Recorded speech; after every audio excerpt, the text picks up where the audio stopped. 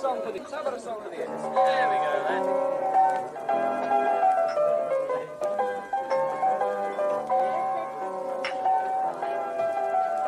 Come on, let's get some of the lads together. Let's have a good idea. Okay, you're all right. Come on, fellas. Get around the piano. Let's have a good go. Come on, then.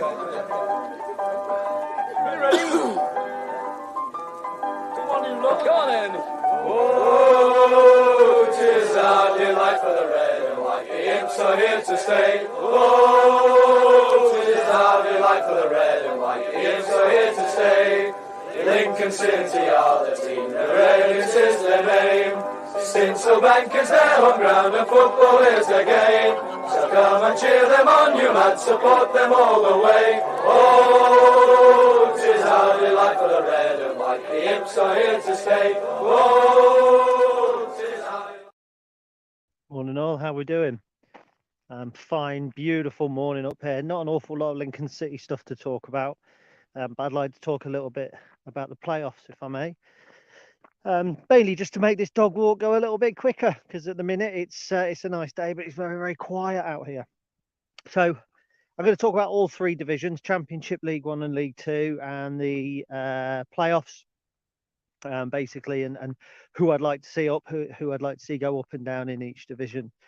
Obviously, there's only three teams to talk about in the Championship. Look, you know I'm a Lincoln City fan, lifelong Lincoln City fan, been in the family for generations. And hopefully Chef Sheffer, who's on, he says, please Wednesday need a miracle. Morning, pal. People like yourself won't know that I also had to have a big club when I was younger. It was Ginger. I supported Lincoln City Football Club. I was always going to get bullied. Dad said, support a big club, give me the Panini sticker album. I've told the story many times. I opened it up, found the team that had got a former Lincoln City player in, and I picked them. And it was Luton Town, 1987, Mick Harford. So for 3 or 4 years, I used to go under the kind of under the banner of being a Lincoln City and a Luton Town fan. That alone wouldn't just be enough for me to say I want Luton to go through. I remember dropping Luton about 1991, 92, I think, but I still kind of had that, oh, he likes Luton, all the way through to the end of secondary school, to be fair, until I kind of started going to Lincoln every single week. Now, I watched Luton. I watched some of Luton last night. I was absolutely delighted to see them knocking on the door of the Premier League. Fair play to Sunderland. They made a game of it. It was an absolute cracker. I don't care who wins Middlesbrough, Coventry.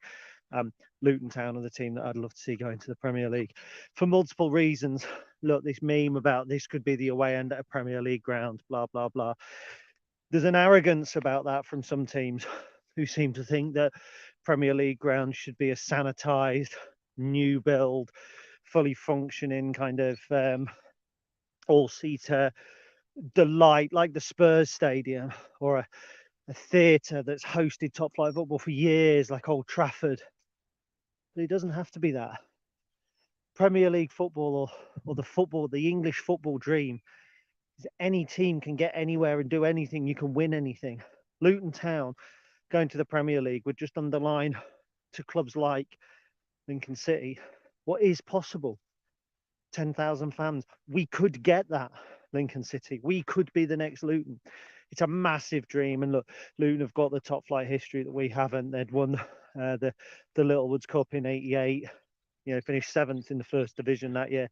Missed out on the Premier League's riches by being relegated on the final day of the Football League, the last ever proper Football League season. So for me, Luton are probably in a slightly better position than Lincoln City could be, but in terms of club size, there's not a lot of difference. And also, look, there's the story there of the 30-point deduction, the financial irregularities, the relegation to the National League. This team were playing in the National League whilst we were there, and now they're knocking on the door of the Premier League. People talk about Leicester City winning the Premier League being a huge story. It was. If Luton Town get to the Premier League, I think it's just as big. I think it's just as big for Luton Town. And I love football stories. I love the rags to riches stories, proper rags to riches stories. We're going to come on to that in a little while. I just think that Luton are a team that, when I say deserve it, I like what they've done. I like they're doing it the right way. They're trying to build a new stadium. I don't think they've been massively bankrolled. The player traded sensibly. I remember when they were in League One, I think it was, and they sold the fullback is it Julian James? He was the old fullback, but he sold. I can't remember the lad's name now. James Justin, maybe. But they sold him to Leicester City, and they've reinvested. They've done brilliantly. I'd love to see him there. I don't care what people think about it being a substandard away day. Crack on. If I had to pick one of the other two, I'd probably say Coventry City, just purely for the redemption again, for being relegated. For the longest stay, weren't they? Were one of the longest stays in top flight other than Arsenal, and then they were relegated and they dropped all the way down to League Two, and they were Lincoln's opponents in that League Two. Bear in mind that season it was Luton and Coventry, I think, that went up, wasn't it? Two of the teams that went up, Luton, Coventry, Accrington. I can't think of who the other one was. So again, it's just a kind of an indication of you can get that. Okay, Coventry are that little bit bigger as well, but all the problems with the Ricoh Arena and having to play outside their own ground and all that sort of thing. Two sets of fans in Luton and Coventry I'd love to see get Premier League football again. No disrespect to Middlesbrough. And for somebody who really doesn't usually care about football outside of sort of the Lincoln City sphere, the Championship promotion doesn't normally interest me because they're not teams we'll be playing next season. So what is there to be interested? This year I'm super interested in it. I really am. Would love to see Millwall make those playoffs as well, as a potentially new, in inverted commas, Premier League team. Another thing that I always like to see.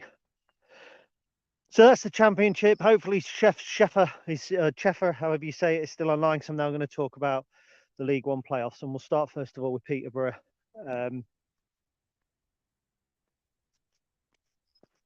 Interesting. My phone just went off. No idea why. We'll start with Peterborough and Sheffield Wednesday. Look, I don't mean to be the bearer of bad news, and I'm sure anyone watching already knows what's going to happen.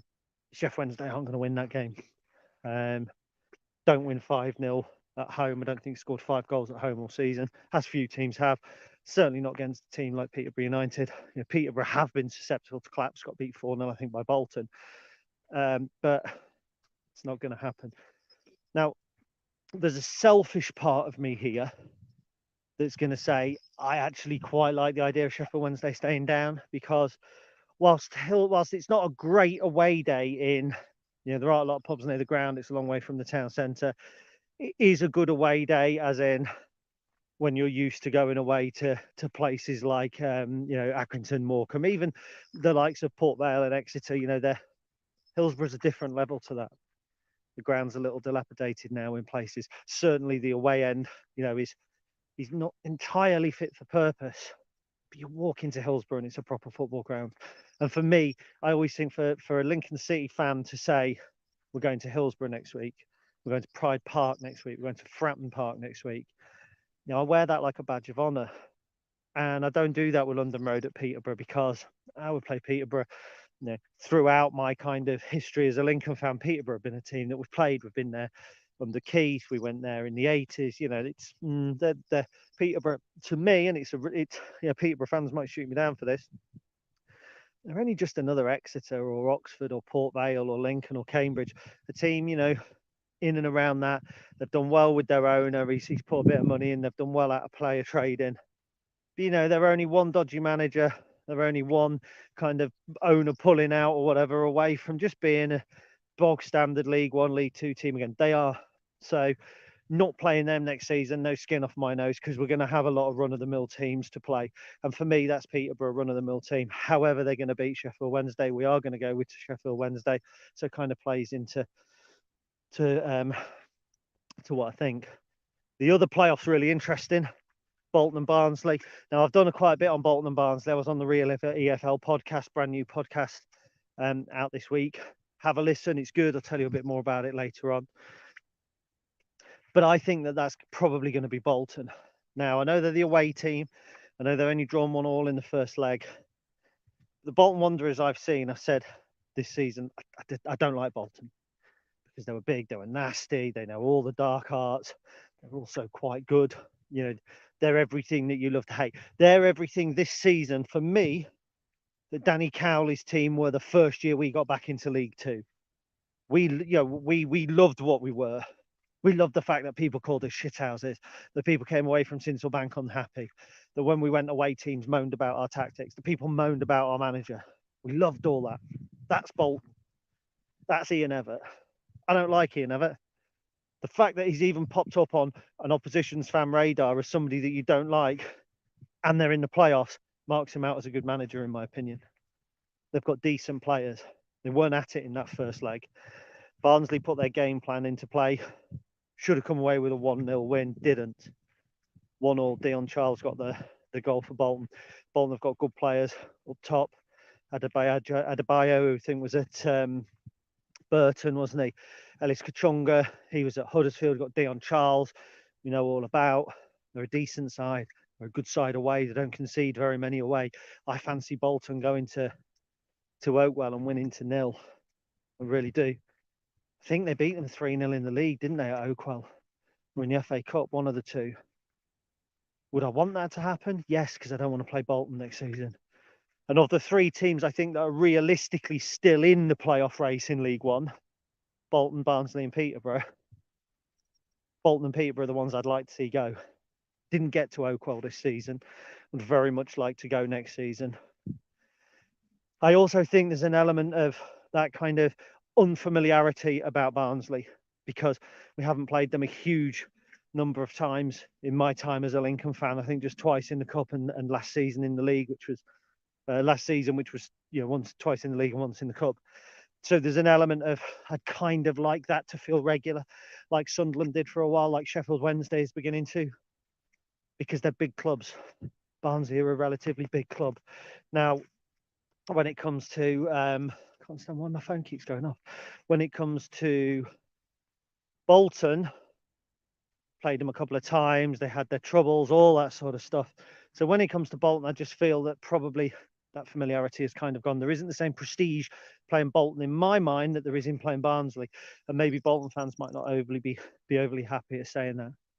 So I'd love to see a Bolton Peterborough final because it would get rid of 2 teams that I really don't feel all that fussed about playing next season from a Lincoln City fan. Who do I think will go through? I think the winner of Bolton Barnsley will go through. My gut tells me Bolton will, but I think if Barnsley are to beat Bolton, I think they've got what it takes to go and beat Peterborough. You put a lot of expectation and pressure on yourself when you win the first leg of a playoff 4-0. You're only 33.3% of the way to actually being promoted. And a lot of Peterborough fans now, having beaten Sheffield Wednesday so convincingly, will feel, actually, we've got 1 foot in the Championship. You haven't. You've still got 2 massive, massive games to go. And it kind of felt a little bit like that for me when we played Blackpool in the final. But when we beat Sheffield, when we beat Sunderland in the semi-final 2-0, came away from that elated. We're going to the Championship. We're back on track. If that's a mindset the fans have, is it a mindset that potentially could sit in with the players as well? The 4-0 win in the first leg's huge for Peterborough. I might come back and eat my words, and if so, this would be memeable and clippable and all that sort of thing. But I think winning 4-0 could hinder Peterborough as much as it helps them. I really, really do. So that's what I think about League One. As I say, pretty short dog walk. My dog is here, by the way. Charlie. There he is. Nice and happy playing in the grass. League Two. Now, the League Two playoff finals hold interest because it's which of those teams do we want to face next season? Which of those teams do we not want to come up? So we're talking, first of all, the first leg, Stockport Salford, Salford winning 1-0. Now I make obviously no bones about this. I absolutely do not want Salford City to come up under any circumstances whatsoever. People who regularly watch me or who read or listen will know exactly what I feel about teams who are artificially funded, about teams where a fan base is created rather than pre-existing. I feel quite passionately anti-MK Dons, as everybody knows. Certainly, I feel the same way about Fleetwood. I feel the same way about Forest Green. Now, I'm sure that there are a lot of people in football who want Salford to stay down because they want the Salford Wrexham story. The Salford Wrexham story, the game, all of that, doesn't bother me. It doesn't bother me about it. I'm not fussed by Wrexham. At least they were a decent side in the first instance. At least the money that's being put in there is helping restore a fan base that is generations deep in the town, unlike Salford. I wouldn't think there's many people over the age of 25 who gave a flying fuck about Salford until the money started pouring in. So I'm Stockport all the way on that, 100%. And also, Stockport went out the league when we did. They were a team that we played on a regular basis so often, aren't they? They were a team that stayed up at our expense in 1987. Colin Murphy as manager. You know, they've had their little foray into the Championship. But they're a team that we've regularly been pitted against. They're the team that came down with us that season. If you remember, when we went out of the Football League, it's ironic, isn't it? They were stayed up at our expense in '87. They came down with us in 2011, and but for the grace of God, that could have been us in 2012 when they dropped out of the National League. They went straight through. It could have been us. We managed to avoid the relegation late on, and two very similar sized football clubs, perhaps Stockport are a little bit bigger, but two very similar sized football clubs have since suffered or since endured different spells in their history. They're on their way back. I'd love to see them win that tie. Would I like to see them win at Wembley? Well, you've got Carlisle United and Bradford City in the other playoff semi-final. I think it's poised. I think Bradford just winning that. I might be wrong. I think Bradford are leading in that playoff final. I can't remember the bloody score of it now, the first leg. But either way, might have been a draw. But either way, I think Bradford have got to go. They haven't won at Carlisle for years and years and years. Chatting to Liam Chew, co-host of the Real EFL podcast, who basically was saying, he doesn't hold out a lot of hope. I don't think there's a Lincoln City fan, although there won't be many Lincoln City fans out there that don't hope it's Bradford City that come up. There are obvious reasons for this. Of course there are. There's the obvious. One that I thought it was B. There's the obvious links with the Bradford Fire. I feel an affinity to Bradford whenever they're not in opposition to us. If they're playing, I want them to win, unless it's against Lincoln. If they're in whatever division, I want them to finish as high as they can, unless we're in the division, and then I want them to finish one place below us. And it's not just the Bradford, it's not just the Fire, to be fair, that has drawn me to that club. It's Lenny, their mascot. I had many great days at Bradford City. You've always made to feel welcome there. They're a great football club. They've got a cracking ground. Played in the Premier League, played in the bottom division. They've endured the full spectrum. They're still supported well. They're still a big club. Going there as part of your season, I think, is a treat. I think it's a good away day. I'd rather go to Bradford than Salford. I'd rather go to Bradford than Carlisle. It's closer. As a club, I don't think there's the level of animosity between Bradford City. Well, there certainly isn't the level of animosity between Bradford City and Lincoln as there is any other club. We've had issues with Carlisle, little spats, little bits and bobs. We've had issues with Stockport, by the way. I'm going to write an article soon about something back in '67 where we didn't play until the last week of May because of Stockport County, after we'd already been finished bottom of the league and were demanding re-election after they'd already won the title. But I'll be writing about that. So I want Bradford to win against Carlisle. And then obviously a Bradford Stockport final. Look, if Liam or Hannah are watching this, who obviously I've been working closely with in recent weeks, picking one doesn't seem fair, does it? Because you're, both good people, both fans of your clubs, both passionate. It's Bradford City. But I wouldn't feel sad at either of those teams coming up. It's not a situation where if it was Salford and Mansfield, you think, oh God, you know what? It's like picking which one of your kids you want to shoot. It's a decision that you don't want to have to make. Which pile of dog crap do you want to eat first? There's no decision, Mansfield, Salford. Bradford, Stockport's different.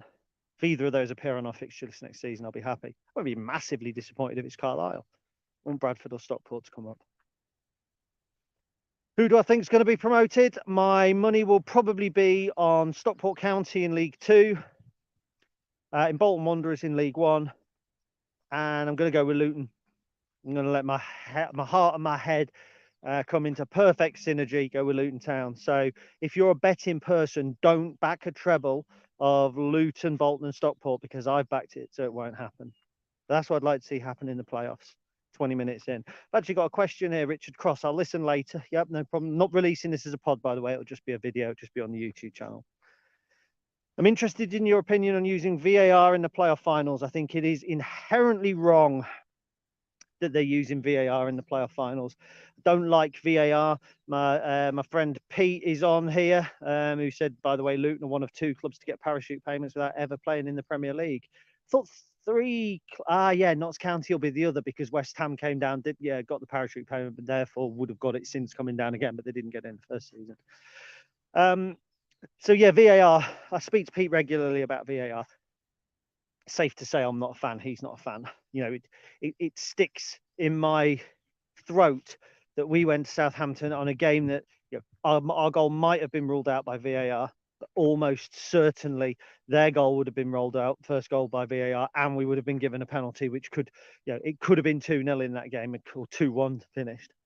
And then Grimsby go there is VAR, they get given the penalty that then they can go on and win the game from. That really annoys me. Pete puts it more succinctly. I will read it out loud. You can see it's fucking shit. That's what VAR is. Football is about mystery. We shouldn't have been investing in VAR. We should have been investing in better ways to officiate the game in real time, in my opinion.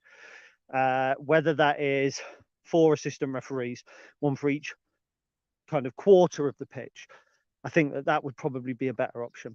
I think the standard of refereeing generally is getting better. I think it's really easy to look at a referee, and when he makes one single mistake and go, he got that wrong. We all get something wrong during a day.